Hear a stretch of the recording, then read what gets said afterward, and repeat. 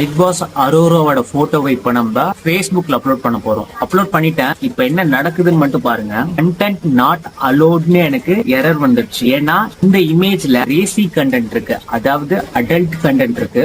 அதனால இமேஜ் என்னால அப்லோட் பண்ண முடியல. இப்ப என்ன பண்ண போறோம்னா என்னோட இமேஜ் அப்லோட் பண்ண போறோம். கண்டென்ட் அப்பியர் சேஃப் போஸ்ட் கொடுத்தனா என்னால போஸ்ட் பண்ண முடியுது. இந்த இமேஜ் அனாலிசிஸ்க்கு நான் யூஸ் பண்ண ஏஐயோட நேம் என்னன்னா கூகுள் விஷன் ஏஐ.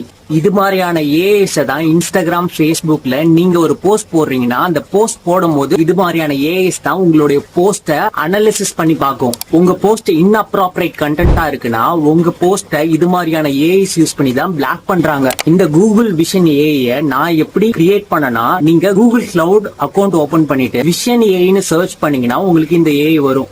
இந்த ஏஐ நீங்க எனேபிள் பண்ணிட்டு இந்த ஏபிஐ சர்வீசஸ்க்குள்ள போயிட்டு நீங்க ஏபிஐ கிரியேட் பண்ணலாம். கிரியேட் பண்ண அந்த ஏபிஐ உங்களுடைய கோட்ல போட்டு நீங்க இமேஜ் அனாலிசிஸ் பண்ணலாம். மறுபடியும் ட்ரை பண்ணி பார்ப்போம். இப்போ நான் 2 இமேஜ போஸ்ட் பண்ண போறேன். ஃபர்ஸ்ட் இமேஜ்ல பிளட் இருக்கும், செகண்ட் இமேஜ்ல வயலன்ஸ் இருக்கும். என்ன நடக்குதுன்றத பாருங்க.